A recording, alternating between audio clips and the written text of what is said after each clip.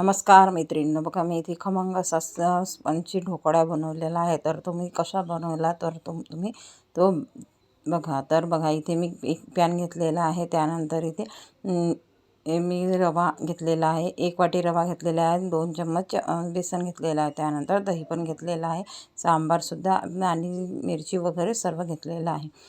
आता बघा मी सर्वात आधी मी इथे जो 1 वाटी रवा घेतलेला आहे तो मी इथे या भांड्यामध्ये टाकून घेत आहे. त्यानंतर रवा टाकल्यानंतर मी इथे 2 चम्मच इथे त्यामध्ये बेसन टाकून घेणार आहे. तर बघा मी इथे 2 चम्मच बेसन टाकलेलं आहे. त्यानंतर इथे चवीनुसार आपल्याला इथे मीठ टाकून घ्यायचं आहे. तर मी इथे अर्धा ते पाऊण चम्मच इथे मीठ टाकून घेतलेलं आहे. त्यानंतर इथे चवीसाठी आपल्याला थोडी इथे अर्धा ते पाऊण चम्मच साखर घालायची आहे. आणि मी इथे 1 वाटी दही घेतलेलं आहे, ते दही आपल्याला त्यामध्ये टाकायचं आहे. मग ते टाकल्यानंतर आपल्याला छान असं जे रवी असते त्याने आपल्याला ते फेटून घ्यायचं आहे. आणि फेटल्यानंतर थोडं थोडं पाणी टाकून आपल्याला ते फेटून घ्यायचं आहे. तर बघा मी इथे हे फेटत आहे. बघा थोडं थोडं पाणी आपल्याला टाकायचं आहे आणि ते छान असं फेटून घ्यायचं आहे. मग छान असं इथे फेटून घेत आहे. आपण जर हे एक साईडनीच फेटायचं आहे, जेणेकरून स्पंज हा खूप छान येतो आणि ढोकळा पण छान बनतो. तर बघा मी इथे हे एक साईड फेटून घेत आहे. जसं आपण एक साईड केकला फेटतो तशाच प्रकारे इथे फेटून घ्यायचं आहे. त्यानंतर थोडं मी इथे तेल घालत आहे. तर बघा मी इथे 1 चम्मच तेल घातलेलं आहे आणि पुन्हा ते फेटून घेत आहे. आता छान असं फेटलेलं आहे. आता यानंतर मी इथे जो खायचा सोडा आहे तो मी इथे अर्धा चम्मच खायचा सोडा इथे घालत आहे. तर बघा इथे अर्धा ते पाऊण चम्मच खायचा सोडा टाकलेला आहे. त्यानंतर इथे जे विनेगर आहे ते विनेगर मी 1 चम्मच टाकत आहे. विनेगर जर टाकलं तर जे ढोकळ्याला स्पंज खूप छान येतो आणि टेस्ट पण खूप छान लागते. तर बघा आता हा मी पूर्ण फेटून घेतलेला बघा छान असं इथे हे स्पंज आलेला आहे आणि ते आपलं जे सारण आहे ते जास्तसुद्धा झालेलं आहे. त्यानंतर आता मी इथे बघा मी इथे गॅस ऑन करत आहे. आपल्याला 2 मिनटं आधी गॅस ऑन करून घ्यायचा आहे आणि त्यामध्ये मी इथे 1 ग्लास पाणी घालणार आहे. 1 ग्लास पाणी मी इथे घातलेलं आहे. त्यानंतर जे मी इथे ताट घेतलेलं आहे त्याला मी तेल लावून घेतलेलं आहे आणि तेल लावून घेतल्यानंतर मी ते सारण तिथे घालणार आहे.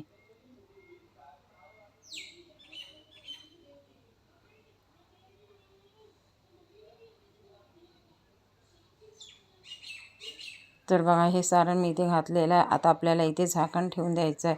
तर मी इथे कुकर झाकून घेत आहे आणि अशा प्रकारे इथे मी हे झाकून घेतलं आहे. हे आपल्याला मीडियम गॅसवर करायचं आहे. तर बघा मी अशा प्रकारे इथे हे बघा त्यानंतर मी इथे जे ढोकळे आपल्याला फ्राय करायचे त्यासाठी मी ते सांबार, मिरची, तीळ, जिरं आणि मोहरी घेतलेली आहे.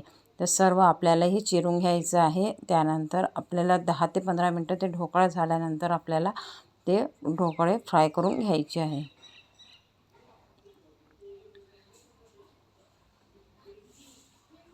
तर बघा आता हे ढोकळे इथे आपल्याला 10 ते 15 मिनटं झालेलं आहे. आता हा ढोकळा आपला इथे तयार झालेला आहे की नाही ते बघून घ्यायचं आहे. तर मी इथे चाकूच्या साहाय्याने मधोमध टिक करून घेतलं. बघा इथे छान प्रकारे हा ढोकळा इथे शिजलेला आहे. त्यानंतर आपल्याला हे वाफ जाऊ द्यायची आहे आणि इथे वाफ गेल्यानंतर 5 ते 6 मिनटं वाफ जाऊ द्यायची आहे आणि वाफ गेल्यानंतर आपल्याला ते पीसेस तयार करून घ्यायचे आहे.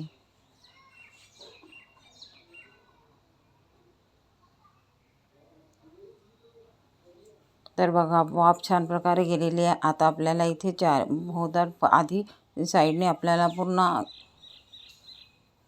करायचं आहे, चाकूने करून घ्यायचं आहे. नंतर आपल्याला इथे मधोमध इथे बरोबर पीसेस करून घ्यायचे आहे. तर बघा छान असा स्पंज इथे आलेला आहे आणि ढोकळा पण छान आहे. बघा इथे फुगलेला आहे आणि असा सॉफ्ट छान असा ढोकळा इथे तयार झालेला आहे. त्यानंतर आता आपल्याला इथे कढईमध्ये आपल्याला 2 ते 3 चम्मच इथे तेल घालायचं आहे. तर मी इथे बघा 3 चम्मच तेल घातलेलं आहे. त्यानंतर छान ते गरम होऊ द्यायचं आहे आणि त्यानंतर तिथे आपल्याला मोहरी घालायची आहे, नंतर जिरं मोहरी आणि तीळ घालायची आहे.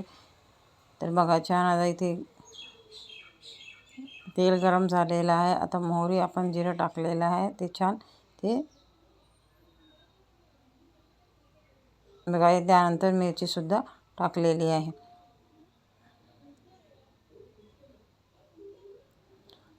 हे सर्व आपल्याला छान प्रकारे परतून घ्यायचं आहे.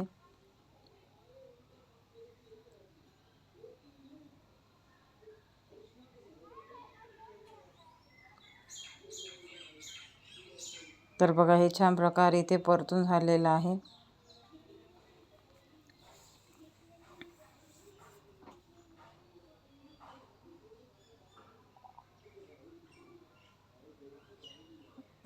त्यानंतर मी इथे थोडे तीळ पण घातलेले आहे आणि बघा हे छान आपल्या अशा प्रकारे छान इथे झालेलं आहे. आता हे सारण आपल्याला जे आपण पीसेस केले त्यावर टाकायचं आहे. तर मी इथे अशा प्रकारे ते सगळीकडे पसरून घेत आहे.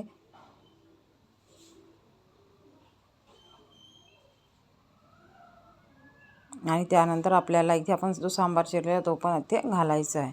तर बघा छान प्रकारे इथे आपला ढोकळा हा तयार झालेला आहे आणि स्पंज पण छान आलेला आहे आणि खायलासुद्धा चवीला पण खूप छान आलेला आहे. बघा छान प्रकारे इथे स्पंज आलेला आहे आणि इथे तो फुगलेला पण आहे.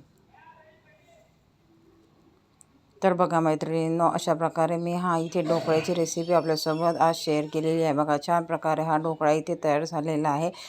तर हा ढोकळा कसा झाला तर तुम्ही मला नक्की सांगाल. मला माझ्या चॅनलला लाईक करा, शेअर करा आणि माझं चॅनल सबस्क्राईब करून ठेवा, जेणेकरून असेच नवनवीन मी रेसिपीचे व्हिडिओ आपल्यासोबत शेअर करत राहील. आणि हे जी ढोकळ्याची रेसिपी आहे ते नक्की ट्राय करून बघा. छान अशी आहे आणि पटकन अशी 10 मिनटात बनणारी ही रेसिपी आहे आणि मुलांना खूप जास्त आवडणारी ही रेसिपी आहे. तर मी इथे अशा प्रकारे हा ढोकळा इथे बनवलेला आहे. तर तुम्ही नक्की ट्राय करा. थँक्यू.